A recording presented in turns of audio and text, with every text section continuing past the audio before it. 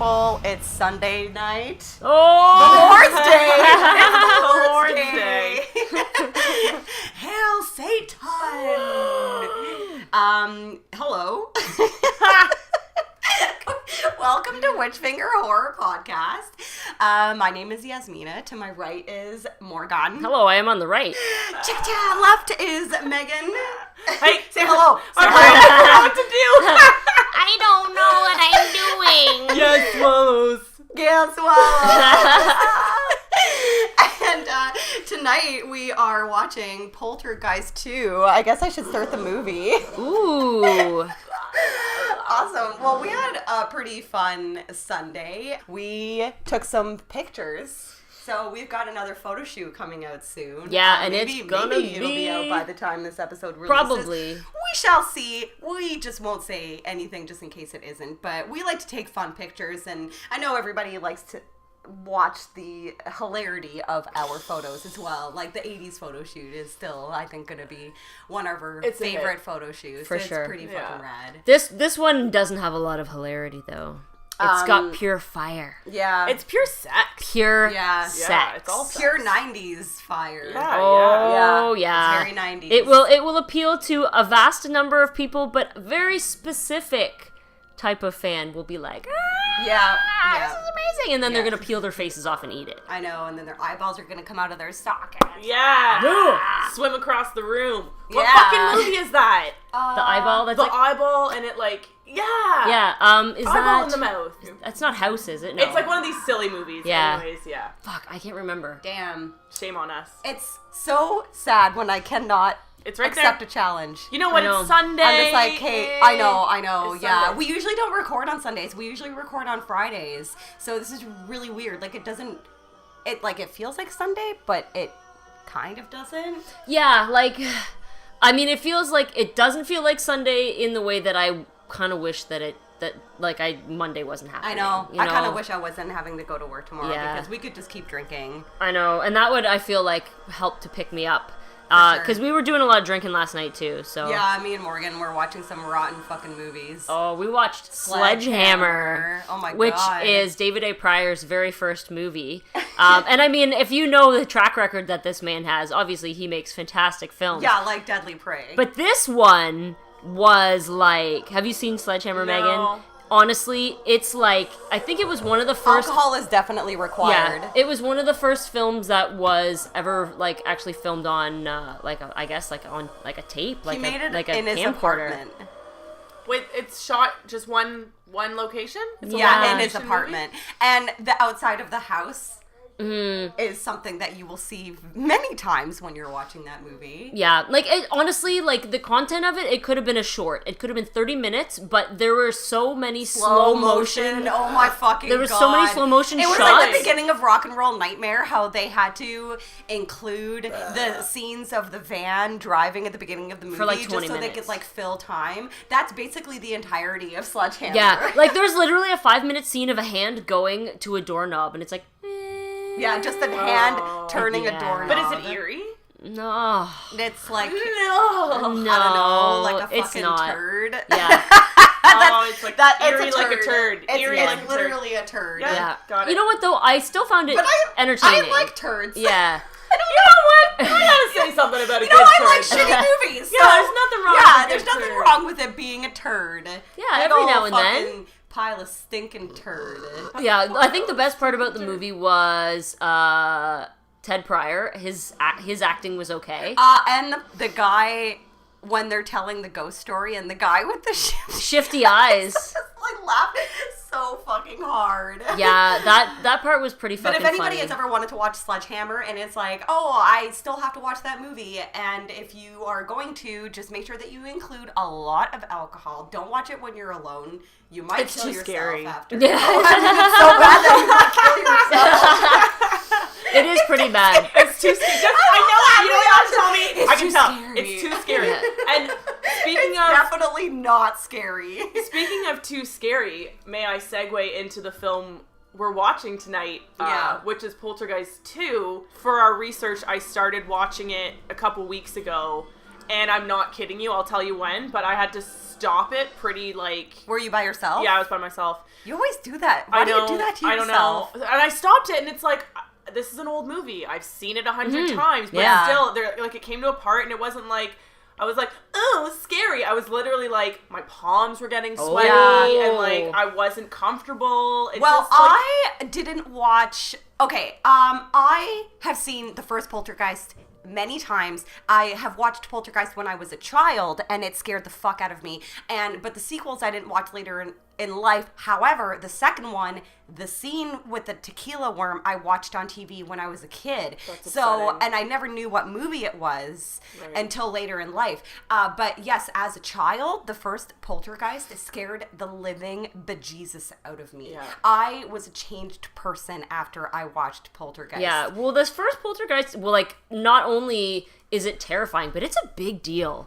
Like, that was a big fucking deal of a movie. Like in cinematic history. Yeah. Like, Like it made a ton of money, and you know, Steven Spielberg was involved. It was a big deal. Yeah, like it was huge. It was huge. Huge movie. Well, we'll get to the first Poltergeist and the third. For now, we'll start with the second one and give you some basic facts. So we're at the beginning of the movie. Even like the beginning of the movie as well is really cool and eerie looking, with like the clouds that are moving and they're out in the desert, and now they're like scavenging like underground and all that stuff. But so it was directed by Brian Gibson, and it came out in 1986. It was produced and written by Michael Gray and Mark Victor. The budget was $19 million. The box office made $40.9 million. And I just want to mention that the first Poltergeist movie, the budget was $10.7 million, and the box office was $121.7 million fucking like that's E.T. money. Like it's E.T. I know. money. It's big. It's well, and it's funny because like we'll like talk about it later, but Steven Spielberg was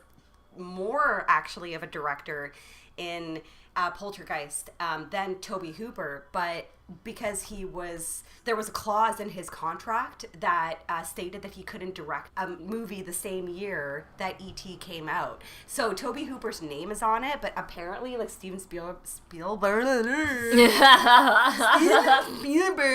had a lot more to do with it than people actually know. Yeah, I did see something about that as well, that Steven Spielberg basically just said that Tobe Hooper was really laid back. He just was like, he wasn't like, well, I think it should be like this. He was like, they were talking about it, and Steven Spielberg, yeah, why can't anybody say his fucking name? It's Sunday. Motherfucker, change your name. Yeah, anyways, SSS, Steven Spielberg, said that, he was just like, he would give him direction or say, I think it should be like this, and Tobe Hooper would be like, that sounds cool. Like, he just, like, was super easygoing, and whether or not that's just how he remembers it, because of, like, the clause and everything like that, but, like, I didn't read much about what Tobe Hooper actually said about his experience on the first Poltergeist. Well, I don't know if he would be...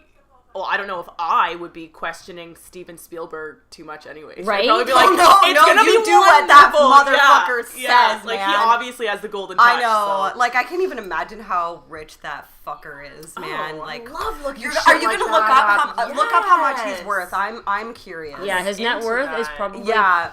Like, he doesn't even really have to, like... He doesn't even do much anymore, does he? Like, what's the last thing that Steven Spielberg's done? That fucking Ready Player One. That was an amazing. I actually heard that it was really, I never saw it. Really, really fucking good. Apparently, it plays homage to a lot of 80s video game fans. So because we grew up in the 80s playing Nintendo and Sega and stuff, apparently it has a lot. Have you seen it, Megan? You guys would really dig it. Everybody has said that it's amazing, especially if you grew up in the 80s playing video games. I haven't seen it yet, but did he directed it then? Yeah, he did. Oh. Yeah. Is it people or is it like animation or what? I don't what's know. the deal? It's people. Both? Okay. It's people. Yeah, but it's got a lot of like CGI in it. So it's like it has a certain aesthetic. It's almost like, I have not heard one bad thing about it. Yeah. It's almost like how Avatar was heavy CGI type of thing, but like people. Yeah. Anyways, to put it into that world. Right. Yeah. So, according to a few sources, his net worth in 2018 is $3.7 billion US. That's fucking crazy. How would you? I don't even know. That like concept like just like messes with my brain. Like I wouldn't even know what I would do with that much money. I would just donate like. Yeah, most I'm of sure it. he Like, does. You know, he probably does a lot of charity stuff or whatever. But like, you know what I love about it though is like, okay, so he has literally his name attached to so many like super iconic films in the 70s and the 80s, but he still directs. He still does good stuff. Puts the work in. Yeah, like lots of people, like James Cameron, like the last thing he did was like just like, I mean, because James Cameron's like kind of equivalent, I would say, to Steven Spielberg. Like the last thing he did was like Avatar in 2009. I was gonna say, like he's literally only done like 8 movies in his entire fucking life. but they've all been giant. They have. Yeah. But it's like, Steven Spielberg is still like, he's still putting it out. He's still like working hard. He's still doing it. Like, I don't know, like Avatar. I didn't like it. It was at like the pinnacle all. of his career. He was working like for 10 years on it, and it was just like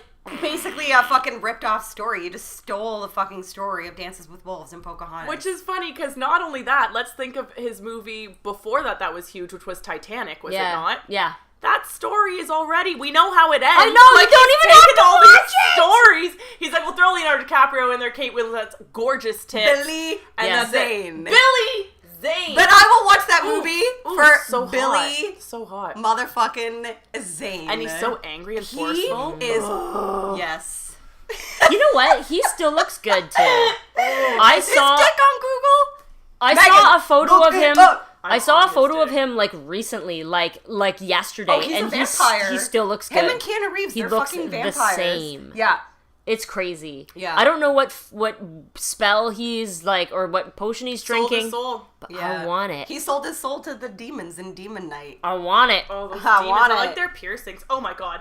Billy Zane penis naked on Pornhub.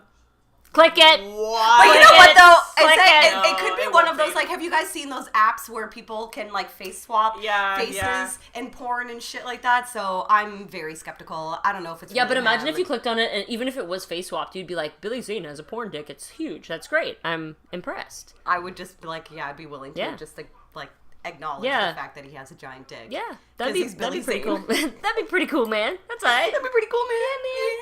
There's none in just like images, and I'm not delving any further. No, right you don't now, want any 'cause- like viruses either. Yeah. Get one of them porn spam virus things. Although I'd pretty much take a virus from Billy. Yeah. Zane. You know what I mean? That's how badly we want to see Billy Zane's cock. Oh we my will God. take a virus for it.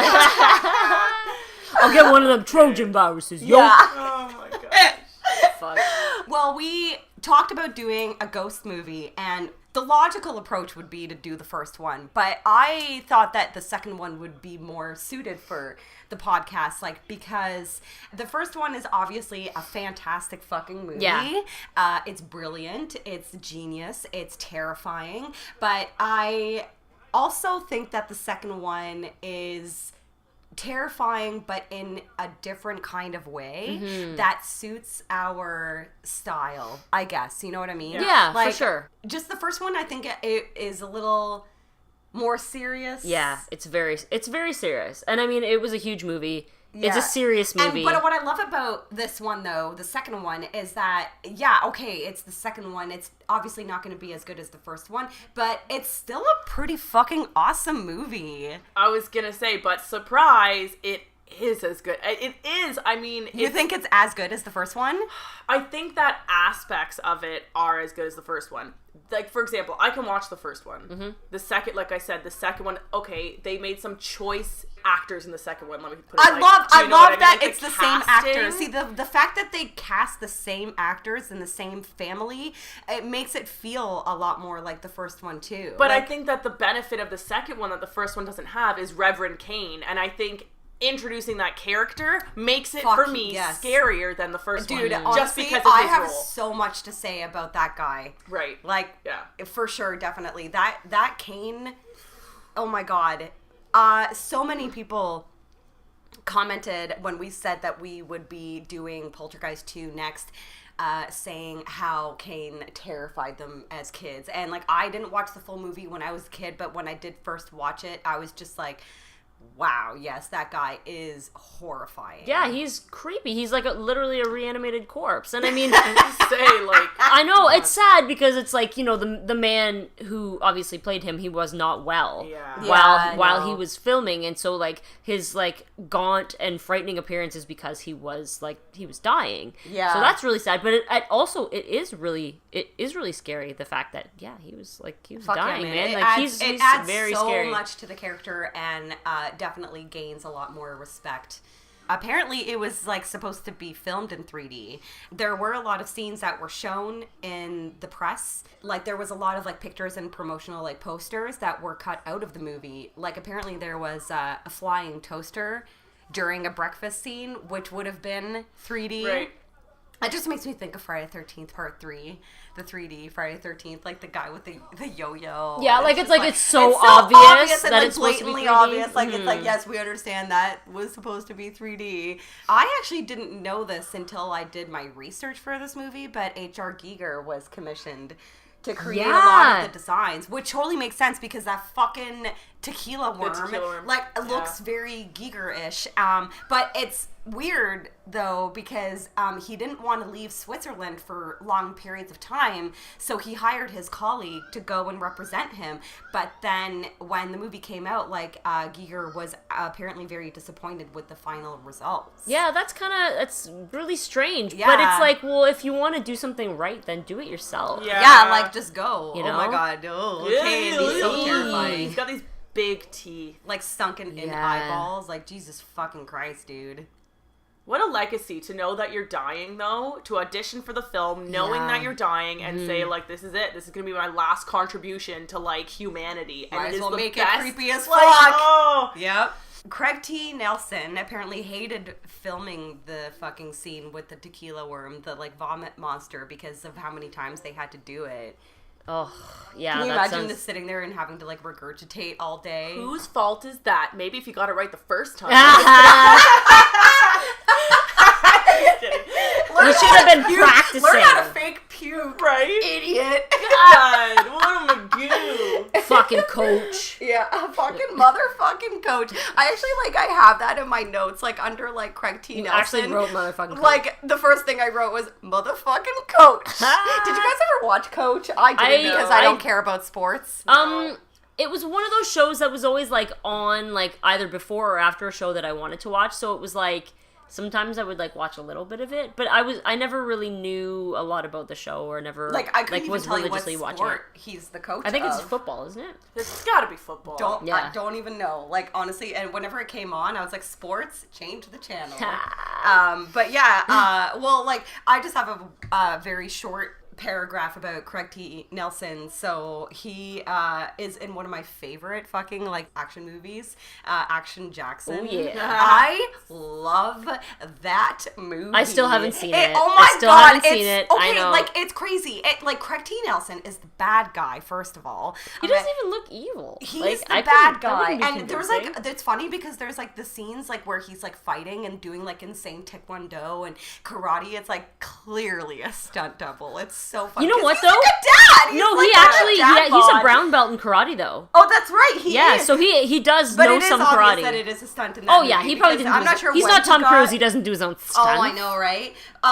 But brown belt's right under black belt. Yeah, so it's like pretty he like stopped at brown belt. I know. Why would you One stop? step away You're from so black right. belt. Like why? Yeah. Maybe he injured himself or something. I'm gonna have to dig deeper into that because that's upsetting to me. Yeah, I know. Yeah, because usually if you see like, oh, he's a black belt in karate, you're like, damn. But but literally on his Wikipedia it says brown. He's a brown belt. Who It's like, cares? yeah, What a loser. I know. it's just okay, I guess. Well, Action Jackson is awesome. You should fucking watch it because it has Craig T. Nelson, fucking Carl Weathers, Sharon Stone, Vanity. Oh. Like, I fucking love Vanity. That whole movie is just, it's amazing. It's one of my favorite action movies. He was actually asked to be in part 3 of Poltergeist, but he said no. 2 was enough.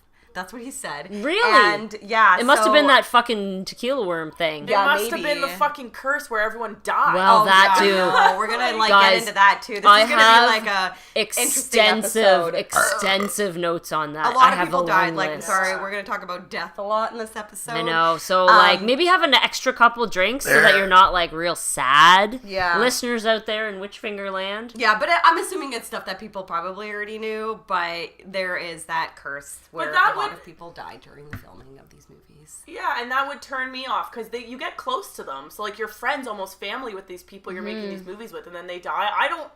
I could see him being like, you know what, I'm done. Like I'm fucking done. You must be exhausted after seeing so many people die, or like totally. And yeah. I mean, she actually, that's not fair because Heather O'Rourke. That's hard.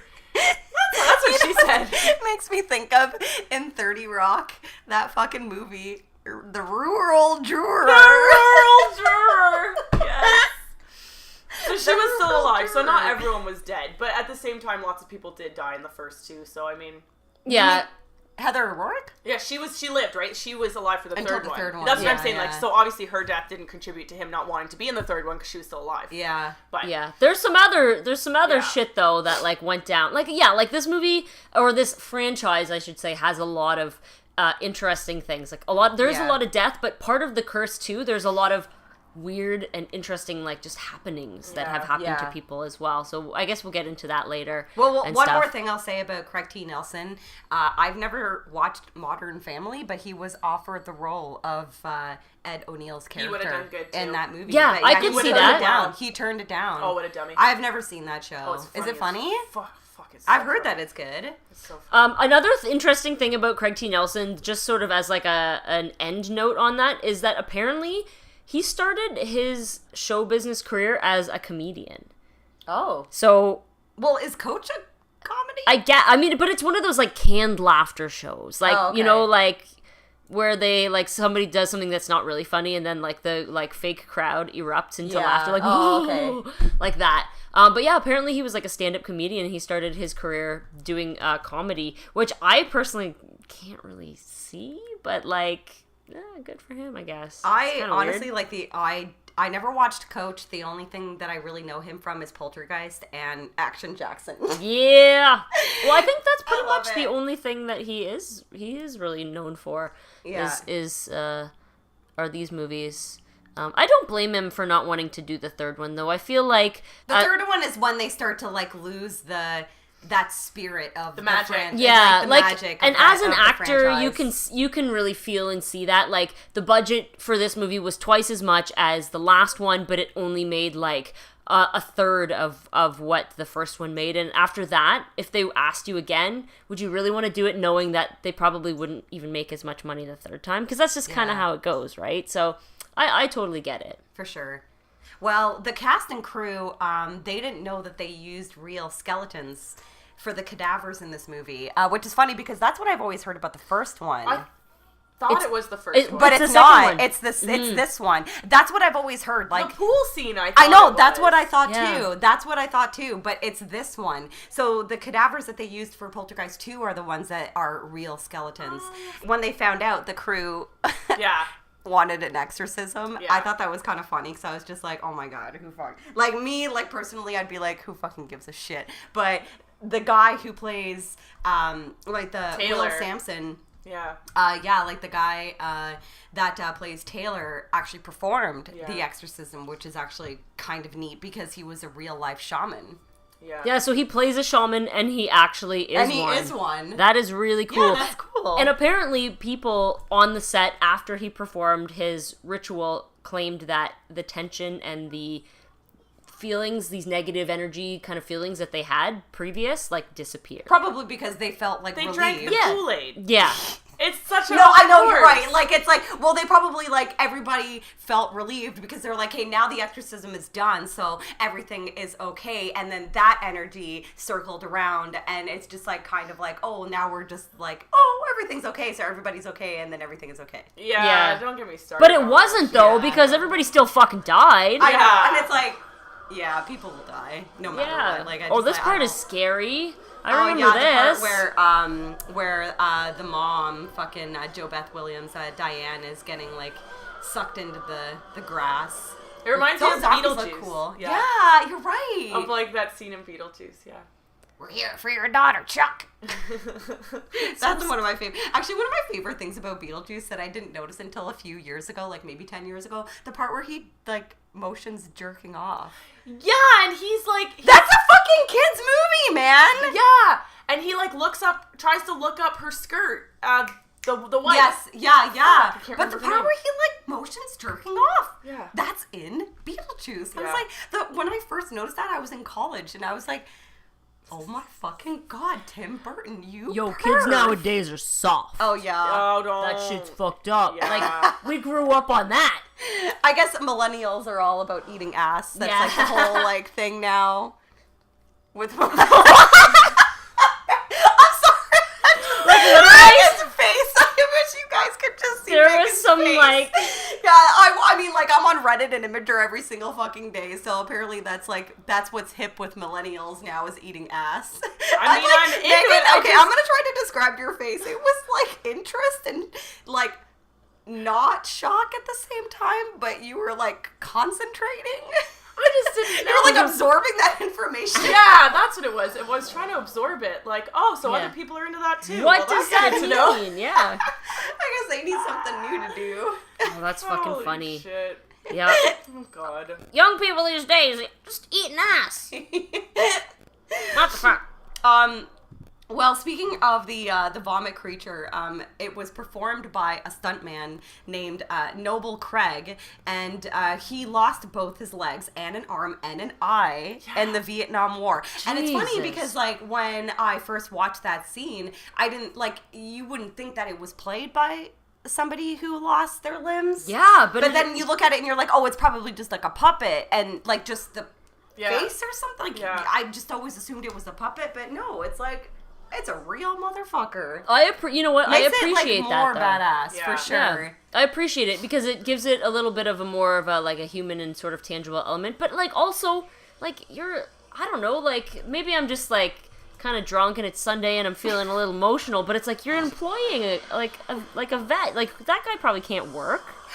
Actually, no, he does a lot of work. Really? Apparently. Does he do a lot of stuff? He does. Like, he gets hired to do a lot of stunt work, for That's sure. That's cool. I like that. Also, we're at the part where Heather O'Rourke and she's in her bedroom and the poltergeist shows up and there's a poster for E.T. Yeah. I like that. In the first one, there's like, actually really yeah, I know. There's an alien poster in the first one as well. Oh, sweet. In her bedroom, which is kind of weird because like in the first one, she's like 3 years old. Yeah. Yeah, and there's like the alien poster with the egg and the green kind of thing. Yeah, I thought that was really cool. Well, so Dana, the older sister. Right. She was supposed to be in this Yeah, we gotta one. talk about this. So her name is Dominique Dunne, and when I was doing my research on her and her story, I was like raging when I was reading it. It's so sad. It's like, it pisses me off, actually. Senseless. Yeah. Like, okay, so they did have in the script a scene with Dana involving her going away to college, but she passed away, unfortunately, because her psycho fucking ex-boyfriend strangled her a few months after the first Poltergeist came out. And she, poor little girl, was only 22. It's so fucked. So this motherfucker, fuck this guy, and fuck the judge. So her ex-boyfriend, this guy named John Sweeney, piece of fucking shit, he was acquitted of second-degree murder and convicted of voluntary manslaughter and was sentenced to 6.5 years, but only served 3.5. Are you fucking kidding me? The whole he was so violent trial that I was like reading about it and people were like protesting outside. Like it was a shit show all because of this piece of fucking shit judge. So she was supposed to be in V, and me and Morgan are big fans of V. So she was supposed to be Robin Maxwell, the girl that gets pregnant with the alien child. She was actually like rehearsing her lines, and she was with the guy, the actor in who V, is in V, they were rehearsing their lines. She's had like a very like terrible history with this ex-boyfriend of hers. So basically, fuck the judge during that court trial because he purposely left out his previous girlfriend's testimony regarding her abuse with him, which would have established his violent history with women, but they fucking took it out of the verdict. Like, can you believe that? Yeah. So his ex-girlfriend before her, she testified and she told her story about how violent he was when she was with him, and the judge like purposely left it out. Like, what is your fucking deal, dude? So, there's also an actress. Her name is Theresa Saldana. She was in Raging Bull. She actually started a victims' rights group that protested the verdict. And they staged a march outside. There was like protests and shit going on outside the courthouse. Dominique's mom founded a Justice for Homicide Victims rights group as well. And her father wrote a journal during the trial. And it was published in an article in Vanity Fair. I'd be really interested to read that. And so basically this guy only served 3.5 years. And after he got out of prison, he got a job working at a restaurant, I guess. Like he was like some chef. And Dominique's brother and mother started handing out flyers to the customers at the restaurant and said, the flyers said, the food you eat tonight was cooked by the hands that killed like Dominique Dunne. And he eventually quit, and then he moved out of Los Angeles. And then in the 90s, her dad was contacted by a doctor in Florida who had read his article in Vanity Fair, and he was worried that his daughter was recently engaged to a man by the same name. And so they found out that it actually was the same guy, and they called her and they tried to convince her to call off the engagement.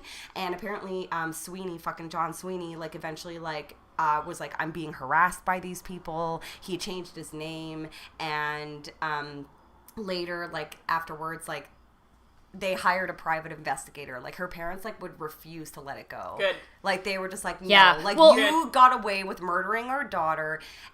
You're a fucking psychopath. You should not be free. And so after that, they're harassing me. Go fuck yourself. Like you honestly should be in prison for the rest of your life for strangling a 22-year-old and you know girl what? just because she didn't want to be with you. I mean, it is unfortunate, a very unfortunate thing that happened, but there's, like, obviously nothing that you could do at that point, but I still understand, like, the fact that they just wanted him to get his ass handed to him, and, like, fuck this guy and fuck the judge. Yeah, it honestly is, it's really sad. It's sad that sometimes the justice system doesn't really give the people that deserve what's coming to them. For sure, theirs. definitely. I'm going to need us to move on. Yeah. I can't do this. It's so sad. I know. Yeah, like I said earlier, like there's a lot of death in this. I can talk about the death, the rest of the deaths, but that one, for sure. It's too much.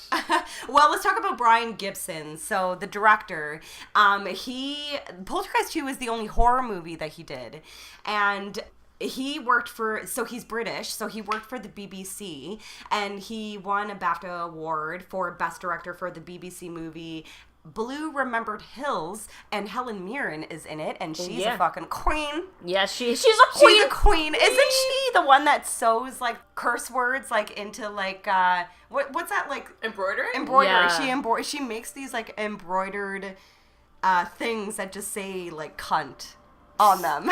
I'm pretty sure she does. She is fucking fabulous. I actually saw an interview sort of recently with her on Stephen Colbert, and she literally walked up there. Oh, and then she fucking grabbed him and just fucking kissed him, like, what a amazing. devil woman. Yeah, she is a devil woman. She's fucking amazing. I love her. Yeah, she's fucking awesome. Well, he also directed, he directed a short film called Kilroy Was Here, and it's a tie-in to the Styx album of the same name, and they played it before each show during a tour in 1983, and I watched it. And? Wow! Holy fuck! You guys should fucking watch it. It's on YouTube. It's about like 13 minutes long. Just Google fucking Kilroy Was Here. And it's basically like it takes place in this like post-apocalyptic world where rock music is like banned, and so if you are like a heavy metaler or like a rocker, like you go to prison, and this prison is like manned by robots that are like the robots from the Styx albums. What? It's so bad. It's so bad. I was like, what the fuck am I watching? So like the guys in Styx are like in the prison, and like they're in like the rec room or something, and he like Dennis DeYoung like makes a joke about like rock and roll, and then like robot comes over, he's like, that allowed, not allowed, and he like there's one part where Dennis DeYoung is like in his cell, and the like this robot comes in there, and he's like trying to convince the robot that rock and roll isn't really all that bad, you know, like, and he like tricks him and like rewires his wires and like escapes from the fucking rock and roll prison. Oh my god. It's so bad. I was like, what am I watching? That's so weird, because I was just, and not even to do with this, but I had just been reading, you know, you get onto these like loops on Instagram where it's like interesting facts or whatever. Kilroy was a piece of graffiti from World War II. Mm-hmm. And I just separately read about like pages and pages about that. Interesting. Yeah, it was like an American expression in World War II, and it was seen like all over the world. Like it was something that soldiers were leaving all over the world. It was almost like, you know, like Yasmina was here, like so soldiers would write Kilroy was here. So was it like a metaphor for like killing like creativeness? And that was or something? that was the drawing. Yeah, it was just like a little dick nose. Yeah. The dick nose. Yeah. I remember that. That's so. Well, you guys should seriously watch this like Styx fucking movie. I think it's kind of a movie. So it's awful. Like I was watching it and I was like texting my friend and I was like, well, I'm currently watching a fucking Styx short and there's robots and rock and roll is banned. And you go to jail for listening to rock music. Oh my god. That's cool. Yeah. I mean, it sounds okay. But he's also done some other cool stuff too. He directed the Tina Turner biopic. Oh my god, fucking What's Love Got to Do with it? I tell you. Dude, what? What's Love Got to Do with it is that's a great movie. That movie fucking seriously like shaped like feminism at one point when that movie came out. Like I remember seeing the trailer in theaters and just like Angela Bassett was so fucking badass. Also, and all the women in the theater were like, she's a vampire. She's another vampire. Yeah, it's true. Yeah, she like because she was in American Horror Story the last season or whatever, wasn't she? Not she looks voodoo lady in it. Oh, so the season before. Yeah. Sorry, I don't really watch the show, but Black Panther. Yeah, I just literally watched Black Panther. Oh, and she's also fucking in the new Mission Impossible Fallout, which I went and saw, and like literally, I don't know what she's doing. She's a vampire. Like she looks, I don't know how old she is. She's probably maybe in her 60s. She looks like 35. Like, she's a queen. I don't know. She's a queen. Queen. I don't know what she's doing, but it's working for her. Yeah. But yeah, that movie was very. That was a very intense. I Lawrence know. Fishburne was terrifying in that movie. Like, dude, fucking Ike Turner was terrifying. Well, yeah. That movie is fucking badass. Brian Gibson also directed a movie called The Juror. The Juror with Demi Moore and Alec Baldwin. Yeah, and like Alec I remember Baldwin. the cover of it, but I never watched the movie. Yeah. The Rural Juror.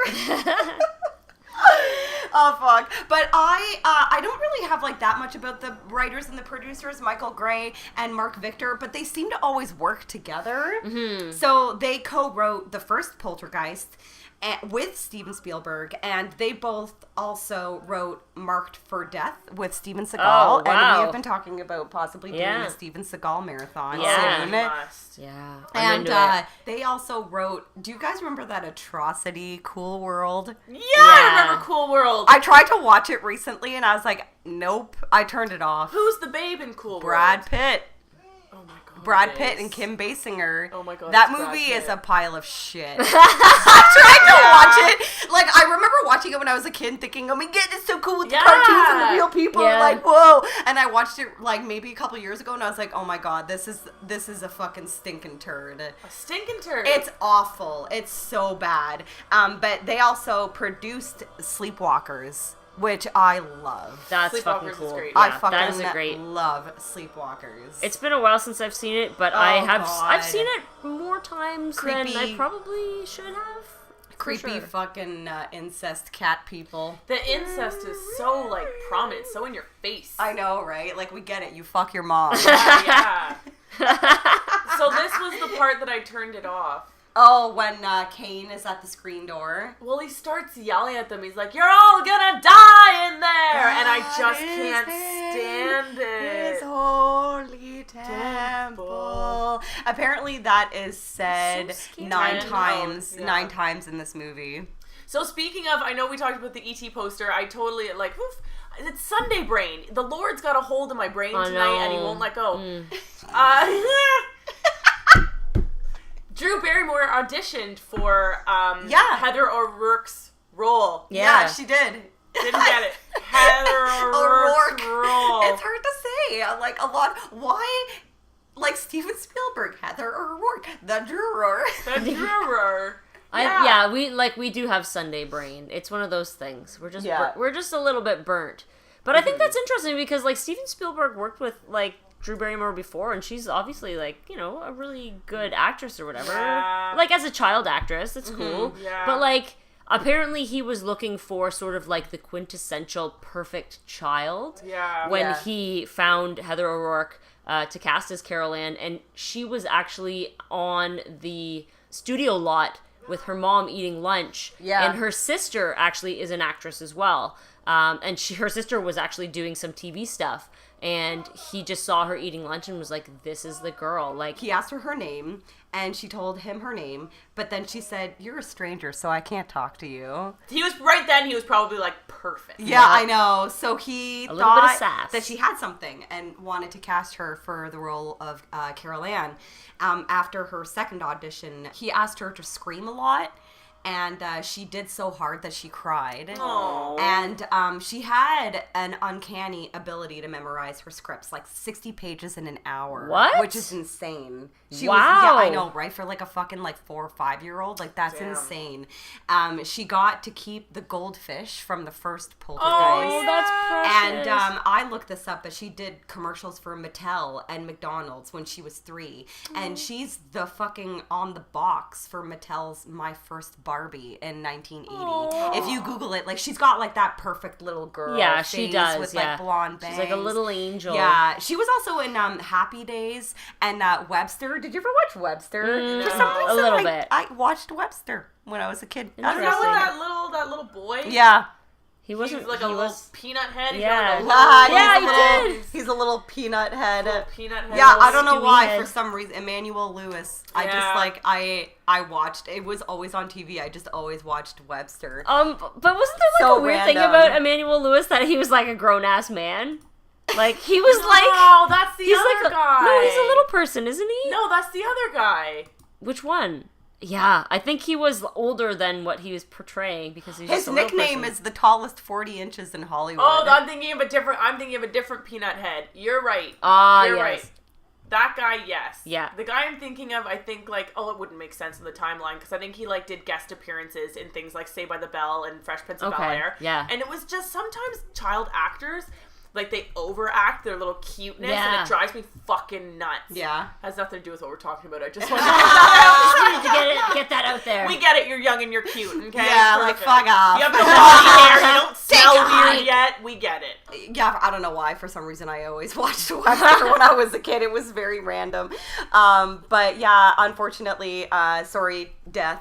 Heather O'Rourke, she passed away as well. So she actually is buried right next to Dominique Dunne as well. stop. They're buried in the same cemetery. So she had Crohn's disease and intestinal stenosis, and that's when you have an abnormal narrowing of blood vessels or like a tubular organ. So it was her intestines, and it prevented proper digestion, and she was also sick with giardiasis, which is a parasitic disease that caused her to vomit one morning, and on the way to the hospital she had a cardiac arrest, and then she died later that day having surgery for the obstructed intestine because it was complicated by septic shock. So she had like a lot of issues, which is very unfortunate. Her mother claimed that the reason why she died was for being misdiagnosed. The first time she actually was brought to the hospital because they said that the doctor just said that it was just the flu. Well, you know what though? And it's it interesting definitely was not. because that sometimes does happen. Like septic shock is like it's no fucking joke, and like it does get. Fuck no, that's like when like all your organs basically like stop working and fail. Yeah, and so like a lot of times like doctors will just be like, yeah, you just have the flu or whatever. Yeah. So like whatever.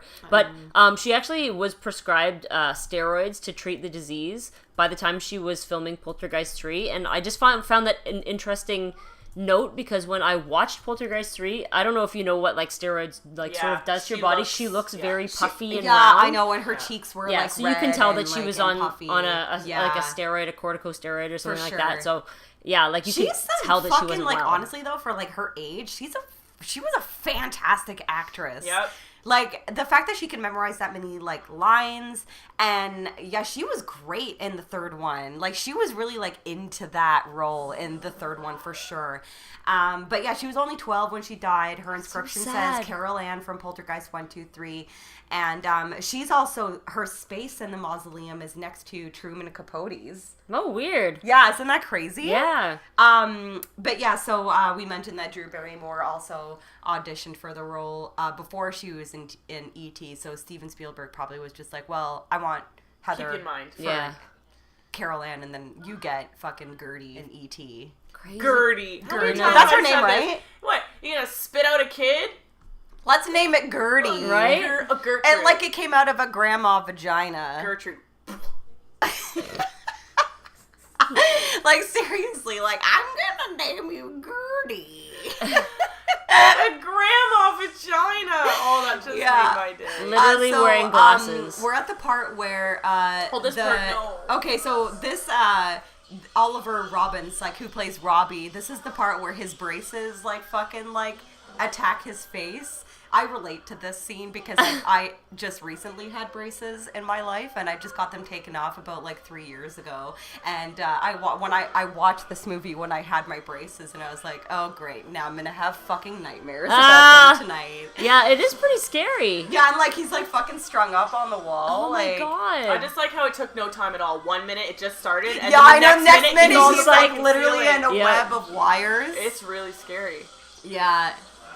Yeah, like this movie is still pretty fucking scary. Like they upped it with all the ghost scenes. Like they came up with, you know, like more original ideas. Like they didn't repeat a lot of things from the first one, which is what I really like. Yeah. And like how they introduced Kane, like a new character. But my favorite thing, the reason Poltergeist the original is in my like top 3 easily favorite horror movies, like take on a deserted island horror movie, is because of like the family connection I really, really like. Yeah. Like the mom and dad are like so super in love and like dote over each other and like just like swoon over each other the whole time, even though they've been married since like high school, and like they love their kids so much, and the whole basis. The character development is strong in these movies for sure. I love it compared to like nowadays horror movies where it's all about the scare kind of like you don't really have that like that connection. Like it's like when you see the characters suffer, you suffer too. Yeah, exactly. Yeah, exactly. I really like the that's what I hated about the fucking remake. Piece of shit. Oh, I never even saw it. I never even bothered. You should just watch it just cause you understand my hatred. It'll get you mad. Dude, me and Megan, like, we watched it when we lived together, right? Yep. Like, we were so angry. Yep. It's just like, there was no passion with the mother whatsoever. It's like your fucking daughter is stuck in a different dimension, and you're seriously like not even emoting. Come on. It's just like it's rotten. And apparently the girl who played the sister, like the older sister, had never even watched the first one. What? Before she How? did I know. How can you do that? How can you not do your research? I saw it. Like I was like doing some research on the fucking remake, and like even the poster sucked. Oh, the poster was fucking retarded. But yeah, like the girl who played the older sister like admit that she's like, I've never even seen Poltergeist. It's like, what? Oh my god. Yeah, that movie made me irate.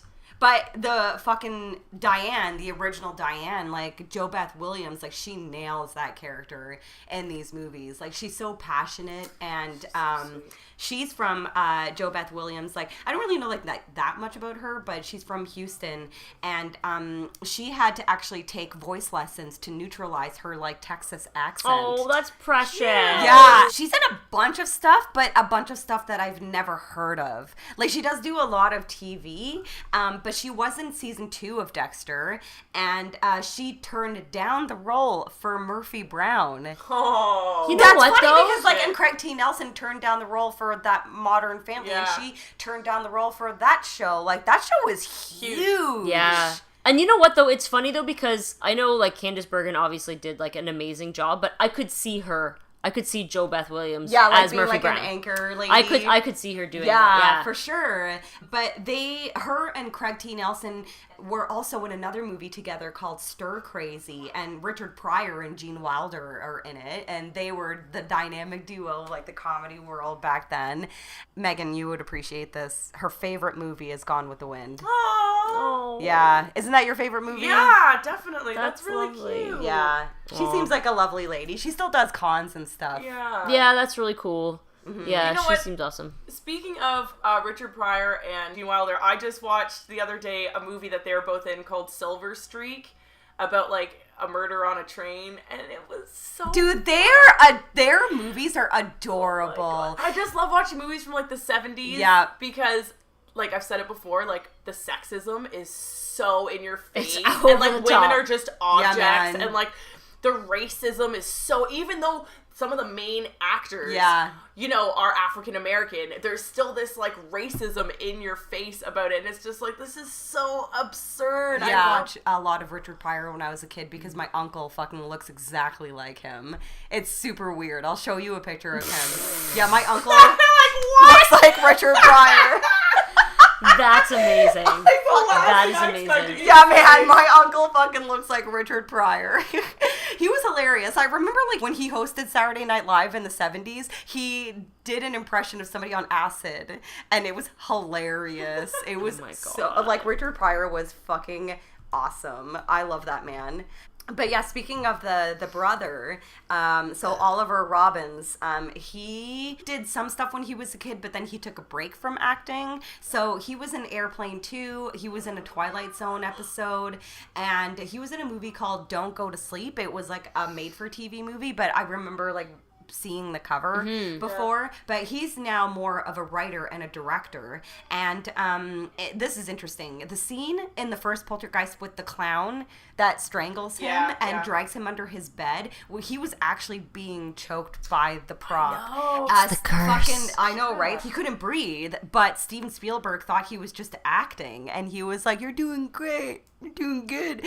And then he was like, "I'm actually fucking turning choking." blue. And he like noticed his face turning blue, and that's when Steven Spielberg like ran over and like fucking pulled the puppet off of him and like saved his life.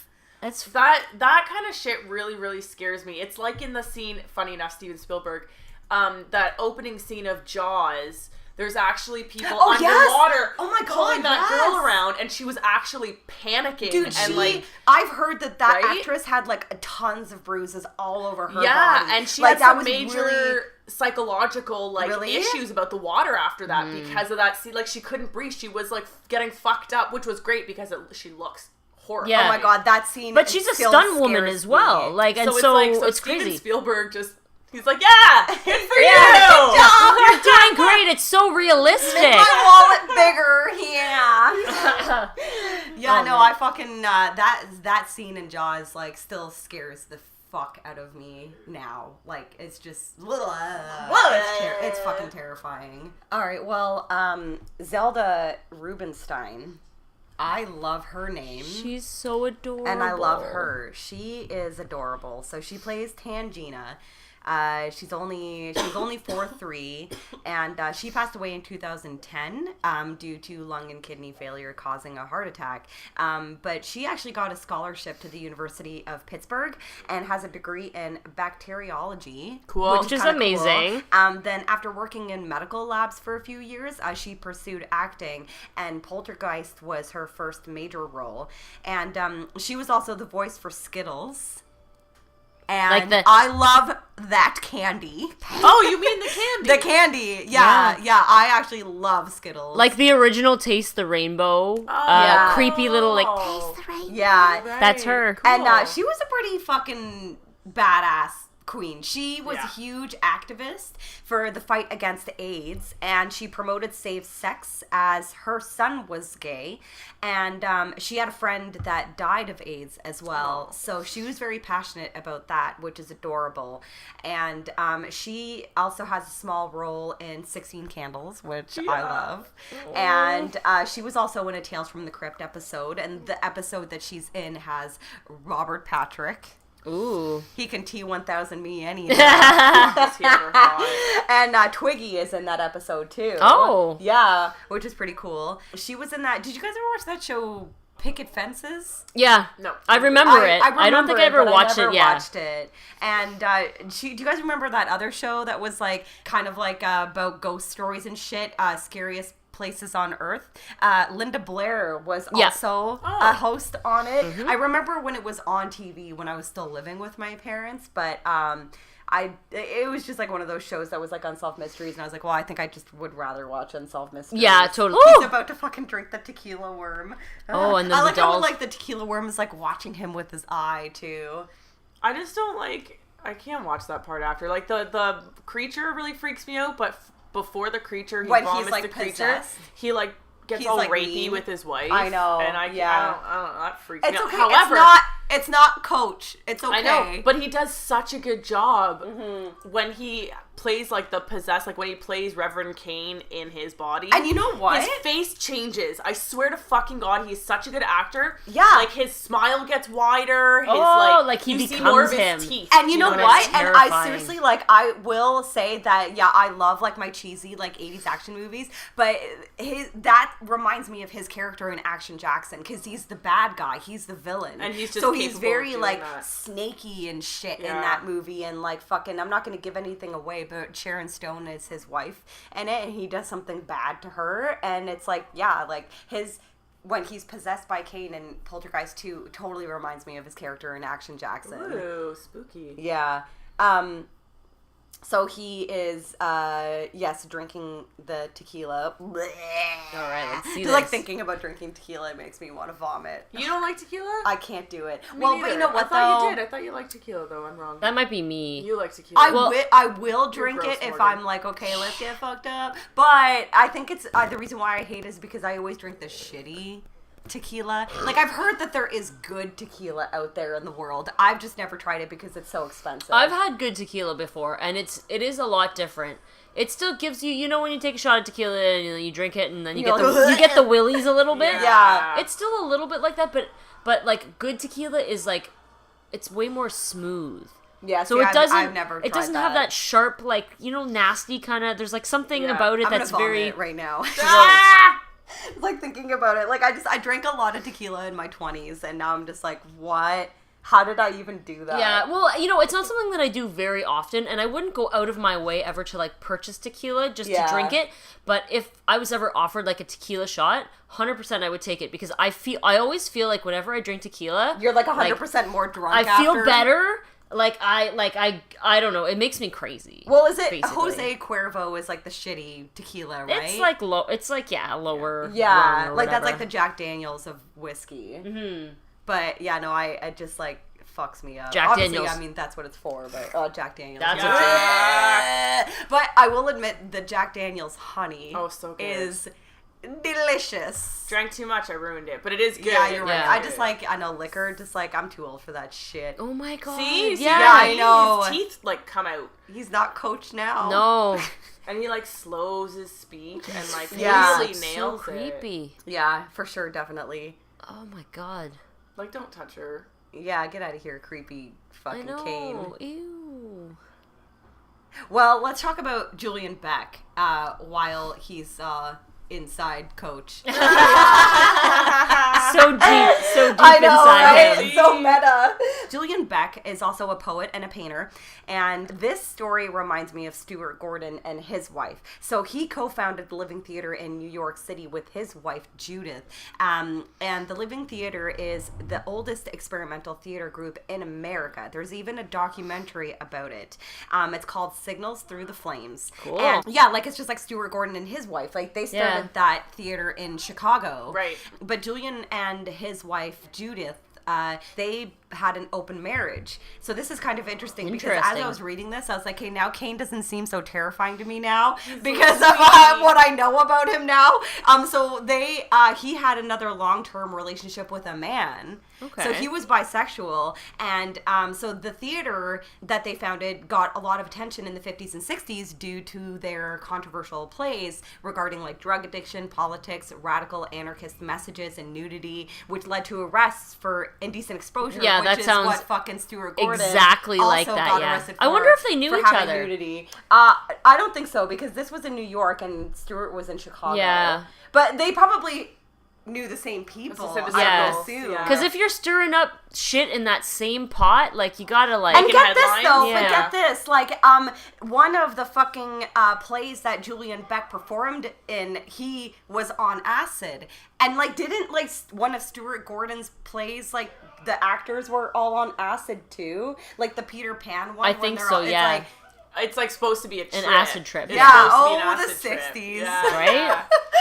What a time. But yeah, even like Jim Morrison was a huge fan of his theater work, and he used to attend his plays all the time. Probably on acid. Probably. And ride the snake.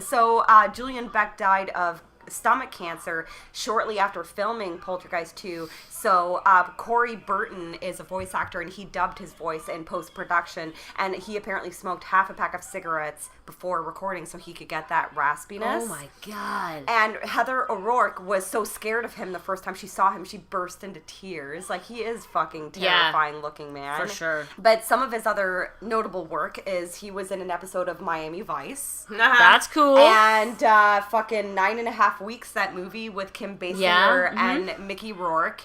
The guy who did 9.5 Weeks is also the same guy who directed Fatal Attraction and Jacob's Ladder. Cool. So I've never seen 9.5 Weeks, but now I want to watch it now that I know that it's the same guy that did Jacob's Ladder, because Jacob's Ladder is so good. And Fatal Attraction is pretty good. Yeah, too. it is, right. That was a fabulous movie. I mean, like, how could you not stalk Michael Douglas I in the would. 90s? I was going to say. I like how your face changed. You're like, oh, in the 90s, yes, definitely. Oh, yeah. No, Michael definitely. Douglas looks like fucking Kane now. Yeah. Whoa. Oh, dear. Oh, jeez. But one other movie that Julian Beck is in that I've never seen, but oh my god, no. He's like, he barfed out the fucking worm. This shit fucked with me when I was a little kid. Why was this on TV? Why? This was on TV during the day. Yeah, it's kind of like Ghostbusters. Yeah. It is. I don't know, man. No, this is like fucked. He literally puked up a horse cock. Like, that was really big. I was gonna say, it looked like his poor mouth, but yeah. I think they could, because, like, no, it's scary, but no one dies in this movie. There's no kills. No, there's yeah, no, right. There's no That's violence. what I love about these movies is the fact that no one dies, but it's still terrifying. Yeah. Okay, so like fucking like the tequila worm is now like being shaped into. There's some Geiger shit right there. there. The Geiger. Yeah. My God, I can't believe this was on TV, but it also is believable at the same time, because it's like when we were kids, we've talked about this before. All the movies that were supposed to be kids movies, like Return to Oz and shit, were like terrifying. So this is like, this is cool to be put on TV. Like, I still can't get over it. You shouldn't have been watching those channels. What the fuck were you doing watching those channels? They weren't like private or anything. Like, I don't know. We only had 30 channels when we were kids, and you just so happened to find this fucking I should have been outside on my trampoline. Oh fuck! What was I thinking? Your mom's a trampoline. Trambopoline. But another movie that Julian Beck was in that I've never seen, but I love Francis Ford Coppola's work, The Cotton Club. Oh. Huh. Yeah, I've never seen that. Fascinating. Yes. Jazz. Jazz. But yeah, no, that fucking part with the tequila worm, like, That shit is fucked up. Yeah, you know the face of the like creature when he like He's grows? like, "Ugh." That actually like I have seen this movie before, but I don't remember. I feel like watching it, I don't remember as much as I think I should, but the face of that fucking creature is like, I remember that. It's like burnt in there. This is the one where they go under the house eventually, and there's like caves and shit, right? Yeah, they go back to their old house. Right. I love stop motion. Yeah. Oh. So the mom just like closed the door. No, it closed. Okay. She's like, see you later. Fuck you out. See ya. But yeah, a lot of this animation really reminds me of Ghostbusters, especially in the second one. Yes, yeah, in the second one. Yeah, like there's a few parts where like the clouds roll in, and you're so right. In Ghostbusters, there's a lot in like the city where like the clouds kind of come over. And well, stuff. I was actually gonna say like I made a short list of like ghost movies that I'll bring up later, but Ghostbusters definitely comes up for sure. Yeah, because it was like the second one, especially the second Ghostbusters was like a kids movie. I get it, but it was scary as fuck. Yes, the first one is terrifying too. But what's that actor's name again? The baby stealer from Ghostbusters 2. He's like, hey, Vigo, like, hey. He's like this. Oh, like the minion? His minion. He's also in fucking Dragon Slayer. Oh, that's a good one. I just watched Dragon Slayer. Oh my god! Wow! Oh my I cannot God. talk today. We're done. I know good. we're done. Peter McNichol is his name. I was watching something. Dragon Slayer and I was just like, hey, that's that motherfucker from Ghostbusters 2. He's got like the little fro. He's got like a Clint Howard. Oh, he's fro scary. going on. He's really, really creepy. Yeah, I think he was in that Ally McBeal Oh god. show. Harrison Ford's wife. That's all I know. Are they still married? Fuck, I don't know. Callista Flockhart? Is that her name? What a weird name. She's not good enough for him. You're right. I agree. That is not good enough for Han Solo. No. What a babe. We are so judgy. Yeah, we are. We really are. You're not good enough for Han Solo. Take a hike. He's a lot older than her, though, I think. Oh, yes. Now he's Han Oldo, so whatever. Oh, boo! Well, okay, so Megan, you've seen the third one. Yeah. Morgan, you have only seen I saw half part. of it, I saw right? part of it. Yeah. Well, the third one is like I like it, I like it. but out of the three, it's the least liked one, I guess. But I still like it, though. It's still a good movie. It came out in 1988, and it was directed by Gary Sherman, who also directed a movie that I own called Wanted Dead or Alive with Rutger Hauer and Gene Simmons. Gene Simmons is in it? Yeah, and he plays this Arab fucking... He plays an Arab? Yeah, yeah. That seems weird. And it's funny because he plays like a terrorist in a lot of these movies, like Runaway, he's a terrorist. Yeah, he's a I guess terrorist he in is. Wanted Dead or Alive. And it's funny because like every time he shows up on the screen, they play this like Arab, like Egyptian No, music. they don't. Yeah. That is so ignorant. Oh my god. Yeah. And he's Just to also make it clear- I know, Yeah, right? like It's just, but it just makes it funnier because it's Gene Simmons' Yeah. face, and it's just like I wouldn't be surprised if they had him wearing shoes with like a curled toe, Oh my God. right? Like carrying a rug under his arm or something. Like what the It was fuck? actually a pretty watchable movie. It's so that you're like reminded that he's like Arabic every time he comes on screen. Yeah. Like, just so you know. He's very olive tone. Yes, he He's is. one of those Yeah. people He could that pass he as could an be Arab. anything. Yeah. He Yeah. could be Greek. He could be Italian. He could be so fucking Greek. Yeah. Oh I know. my god. It's Plus true. he's hairy and slimy. Yeah. He's got that fucking goblin mop hair. Yeah. Fucking. Do we know his like heritage? He's Jewish. Yeah. Everybody in Kiss is Jewish. It's Yeah. like a prerequisite. Yeah, never mind. Yeah. I did know that. Yeah. Oh my god. Well, Gary Sherman also directed that Dead and Buried movie. Yeah, mhm. The That's cover is better It's than the fucking. movie. Well, I it was have to okay. admit. I didn't mind it, but yeah, the cover is fucking. It's Yeah. so iconic. But, so the third one has Lara Flynn Boyle, and I thought it was actually interesting that her name in the movie is Donna, because she's Donna in Twin Peaks. Yeah. And that was actually her film debut, and she... I would have to say overacts in Poltergeist 3. Yeah. Like, there's one part where she's like, Jesus fucking Christ, just stop yelling, Carol Ann. Like, do you remember the part where she comes back out from the other realm, and she just, like, cannot stop yelling, Carol Ann? It's like, hey, tone it down, calm down. When she comes like through the puddly? The body, yeah. And then but she's like in the room and she's just like, Carolyn! It's like, hey, calm down, bitch. Oh god. Cool it, bitch! Yeah, take it down. Take it down. 7. I liked that movie because there was a lot they could do because they were in like such a place where there was a bunch of different floors and a bunch of different. I like that they had a variety of like stages. Totally. Let's say it was a different setting because it's like the first 2 Poltergeists take place in a house and this one is in the apartment building that's like fucking owned and designed by Tom Skerritt. And there's like lots of mirrors. Yeah, well, right? the cracking come out of they come out of the mirrors. I like that. But I love that. Tom Skerritt is in it, and he was actually one of Heather's pallbearers at her funeral. Really? They apparently, like, when they were filming Poltergeist 3, they had a very good relationship, them two. But Nancy Allen is the mom. Mm-hmm. In it, and she's obviously from RoboCop, and Carrie. Yeah, basically, like, Carol Ann, she goes to live with her aunt in the apartment building, like, after the second one. So I guess it's like they couldn't get Craig T. Nelson, and they were like, well, let's just change the story, and they just like let her go live with her aunt. This is actually fascinating. Heather O'Rourke did all of her own stunts. She wanted to. They Did were she? like, she was like, cute. no, I want to do my own stunts, and she did them all. Good for and her. even like, I don't know, Morgan, how deep you got in the third one, but when she's all old and she has that demonic voice, like, it's no, I didn't see that part. It's creepy. It's I love really it when good. she's like the old version of Carol Ann, like she's like super demonic and they put this like old lady makeup on her. It's pretty fucking entertaining. Like, I do love it. And I have a love for Tom Skerritt movies for some reason. How can you not? I know, right? Like, it just happens to happen. Like, every movie I've watched with him, I really enjoy. One of them, it's like super fucking creepy, but Poison Ivy with Drew Barrymore. Oh yeah. And he like his daughter is what's her name from Roseanne, and Drew Barrymore is like her rebellious like friend, and they have sex. Yeah. I just love like the 90s like girly dramas as well. Yeah. So that was like one of the VHS that I always had growing up, and I used to always like watching it. But yeah, I like Tom Skerritt.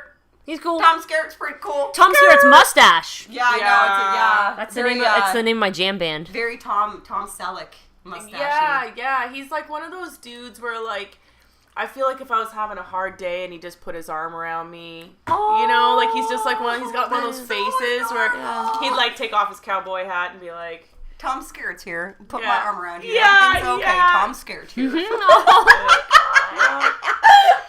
So amazing. Well, so I just have like a list of like ghost movies. We haven't done a ghost movie in a really long time. Have we ever? No, we have, because we have talked about ghosts like once. There are ghosts in Spookies, and we did do Spookies, but forever. Yeah, I guess House.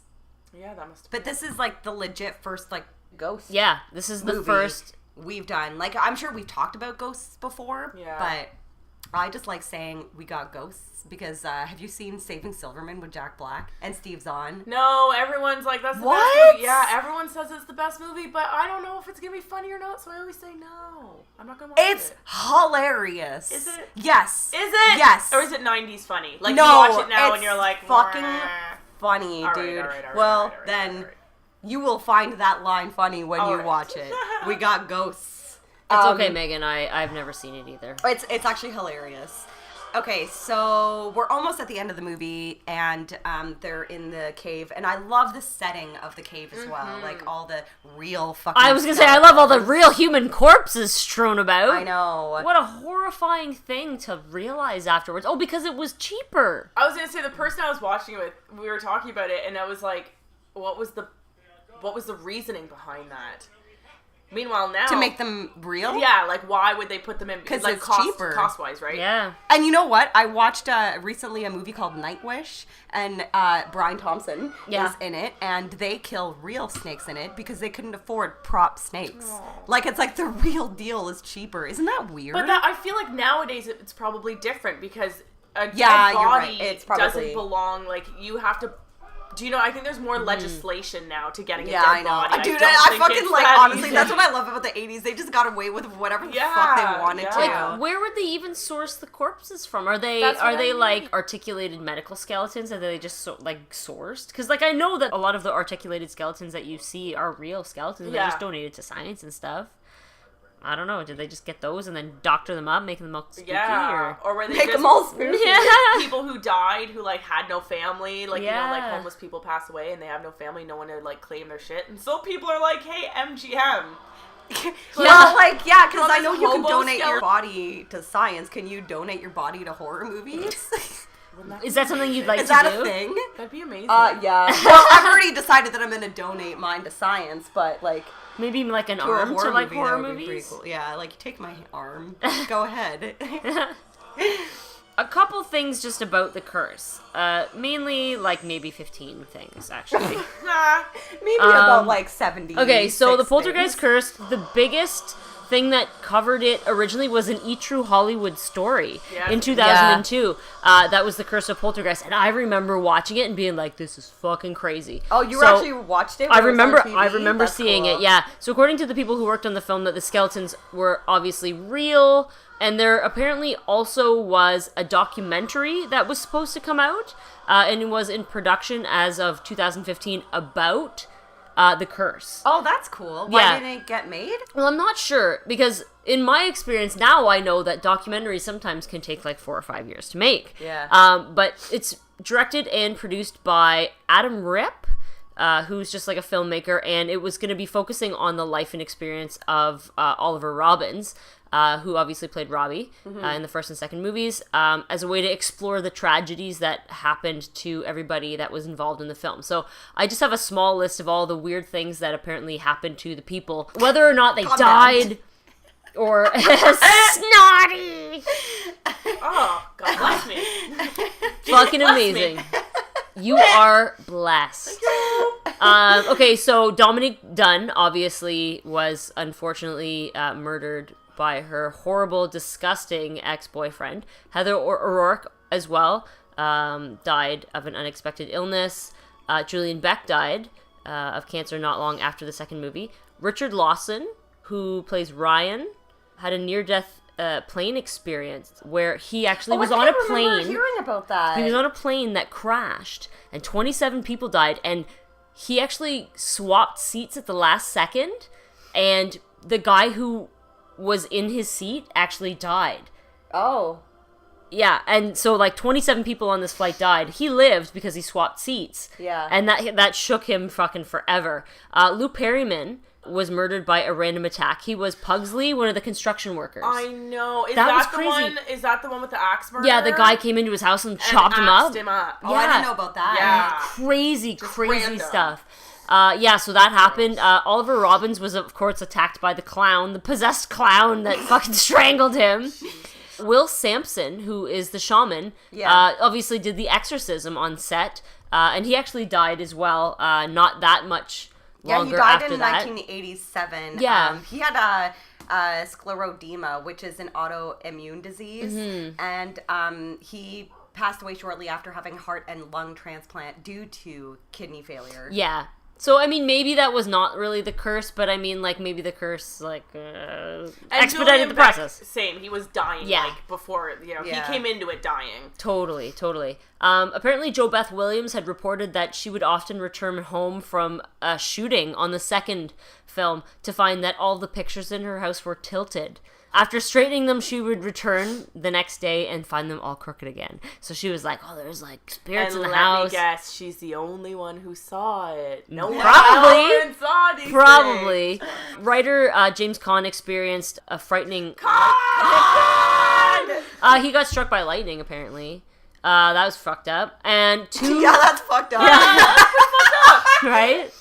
And then 2 fans bought the doll from the first movie that Carol Ann has, and apparently it's a cursed doll. Oh my god. And they apparently just claimed that, like, when they got the doll, they bought it, and it, like, all of a sudden all this bad luck happened in the family, like, people were, like, sick and dying, and, like, all these terrible things happened, so they just, like, keep it in a glass Where'd they buy it case. from? Toys R Us?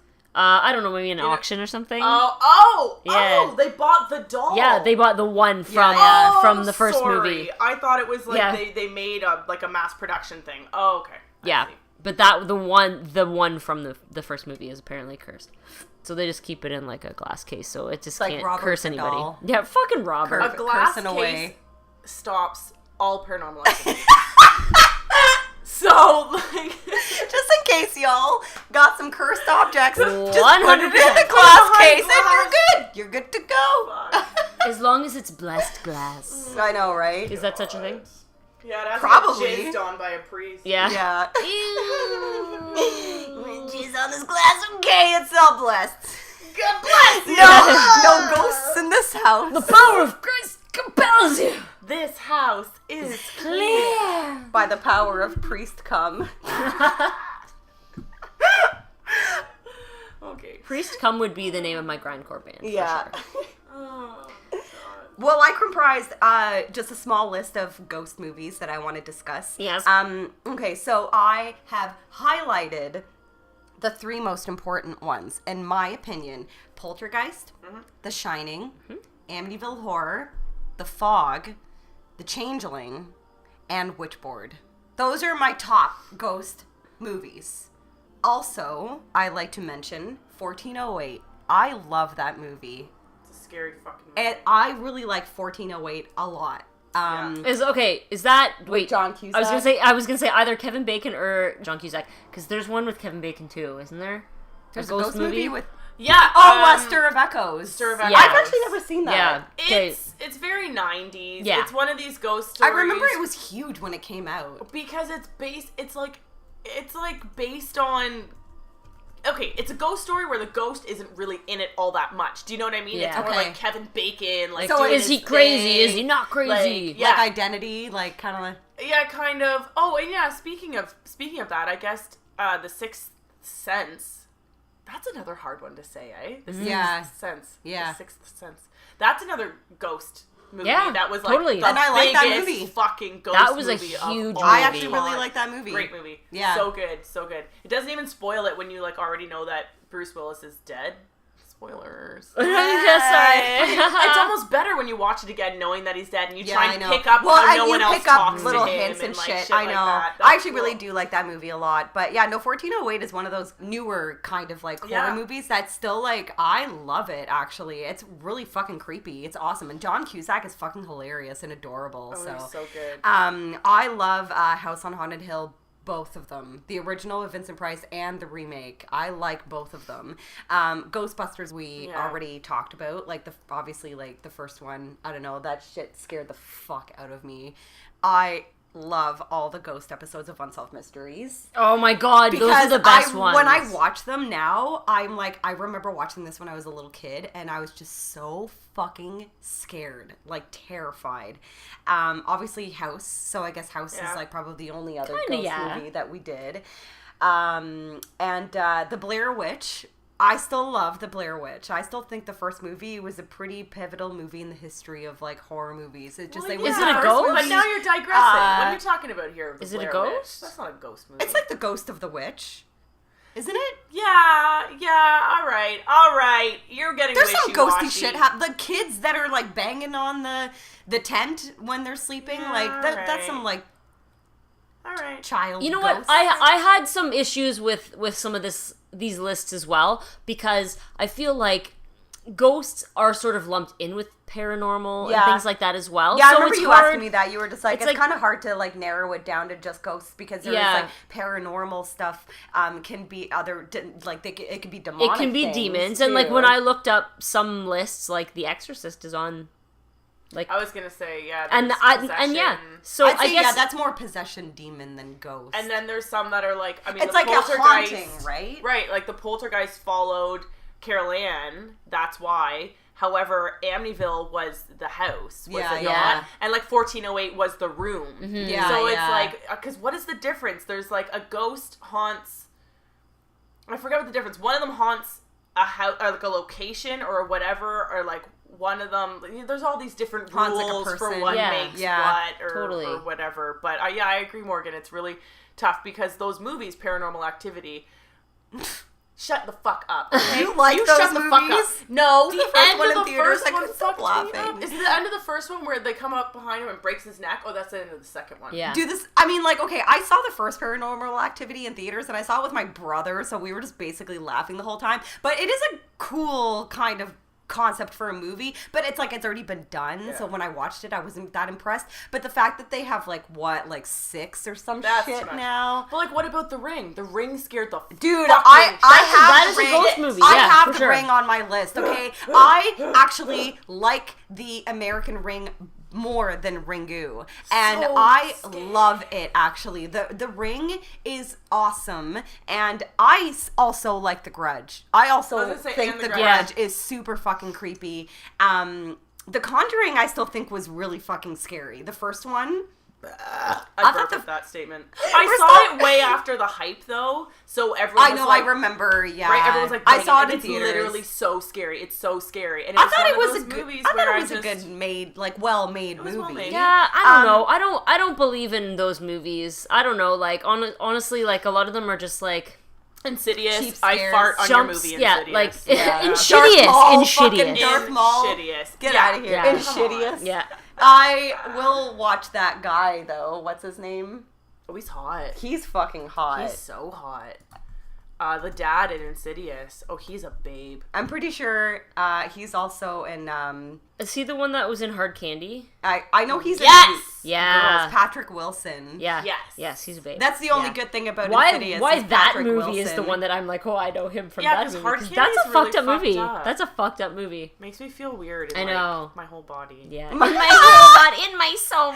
That's funny. My soul feels weird. I love What Lies Beneath.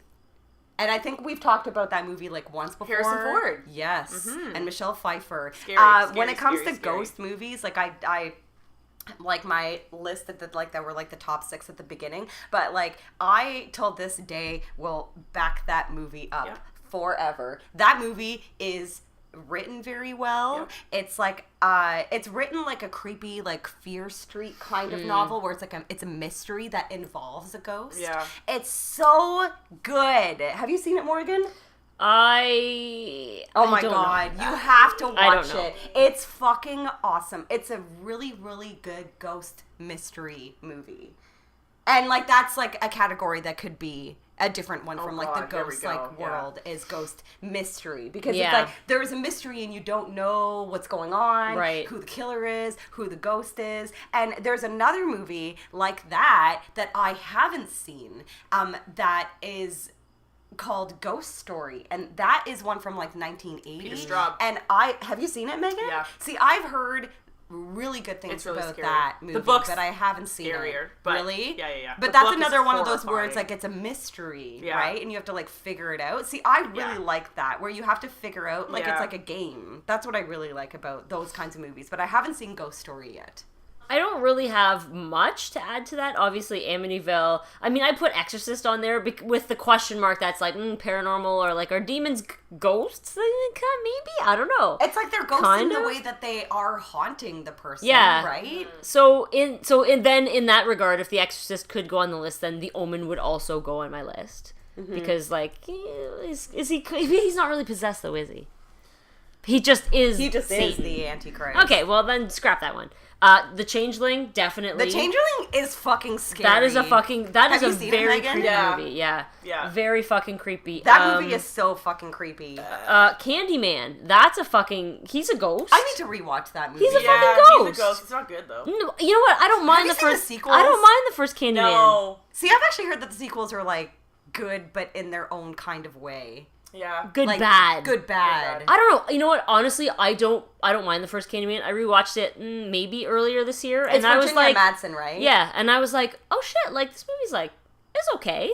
It's not it's 90s I was gonna scary. say 90s. Yeah, Ugh, I hate it's definitely the 90s scary, but I don't know. I think there are some things that can be appreciated about what it was trying to do in a time when not a lot of people were doing them. And another interesting point about that is that apparently they are remaking a Candyman. Oh yes, and Jordan Peele is producing it. Yeah. I Is heard it about again? that. Yeah. Yes. Yeah, so to me, that's like a predecessor of something that he did. I don't know. I think it's a good movie. It's all right. Also, The Entity. Dun, Fucking hate that rape song. Fucking rape. The I rape know, song the rape literally is song, so forceful. It makes that movie unwatchable. It's just like the rape song. Like, it's so annoying. That part, it is, but like the end But of it's the, a fun movie, It though. is, and it's a classic. It's a classic. It's fun. It's rape. It's fun. And I'll throw two more in there. Sledgehammer, because we watched it. my That guy was a God. ghost. It's a child's ghost. I guess it is. I guess that was even a movie. I don't know. Yeah. And also, honorable mention for not really being horror, but the Wraith. Oh, yeah, I Because guess. Because the he's a Wraith- ghost. He's a ghost. He's a ghost car. He's a ghost, but he's a boy, but he's also a car, but he's a ghost. Ah! But he's also Charlie Sheen. I also wanted to mention one, but I haven't seen it yet, is Death Ship. Oh, God. With George Kennedy. See, I haven't seen that yet. Death Ship. Oh, Ghost Ship is a different one. Yeah, Ghost Yeah. Ship is like 90s. Death Ship No, I is think Ghost Ship 80s. is like 2000. Oh, is it? Yeah, it's like Oh. 2002. Well, Ghost Ship, the first 5 minutes are good because everybody gets like sliced with So that good. wire. Yeah. But Death Ship is with George Kennedy, one Right. of our boyfriends. Right, yeah, And I haven't yeah. seen that yet. What do you think, Megan? What Call do you got? yourself a horror fan. I know, Yeah. right? I should be ashamed. No, actually, Call most of myself mine. a George Kennedy fan. Mr. Kennedy. Mr. George Kennedy. Gone with the Wind. I don't know. Ah! Hi. Yeah, no, Glaven. Glaven. No, mine were just all because, like, my main one, when I started thinking about it, was, like, The Ring and shit. Like, just, like, Yeah. super, super, I dig The Ring. super it's a good scary. movie. But then you got me thinking, like, talking about, Like the Ring. Yeah. Right? It, like, makes me think of, like, how many other movies are there where it was, like My Boyfriend's Back, or, like... Oh my God, I know. Right? So there's, like, movies where it's, like, they come back from the dead, but, like, are you, like, a zombie? Like, Are you Yeah. a ghost? are you, Is it like, just a an ghost? apparition? Is it, like... Yeah, now we're getting into all these, like, subgenres, which I feel like I could go on, like, literally forever. Yeah, well, I'm sure we'll So- have more ghost episodes in the future for sure. But Yeah. this was needed in our Yeah. repertoire. We hadn't done really like a good ghost movie. I guess it's since House, but House also involves other things like zombies too. And Yeah, it involves... deep V sweaters. Yeah, and post-traumatic stress. Like, you just imagine Yeah. it all. Yeah, Writer's right? block, it's a real thing. Whoa, Yeah, and William Catt. You're like no his hair. good, you're no good, you're no good. God is in His holy temple. Okay, well, I hope Yeah. you guys have a very spooky evening. and yes. hopefully no ghosts haunt your shit. Your turn? Yeah, they literally haunt your Ghost shit. turds. Anyways, thanks again for everybody who sends us stuff to the P.O. box as well. I have the picture of Arnold with Monster Squad Yes. cast in my bathroom now. Thank you very Amazing. much, and we appreciate all the presents of VHS. Yeah. And thanks again for the listen. We'll catch you on the flip side. flippity flip. Bye-bye. Bye. God is in his holy temple. Earthly thoughts be silent now, while with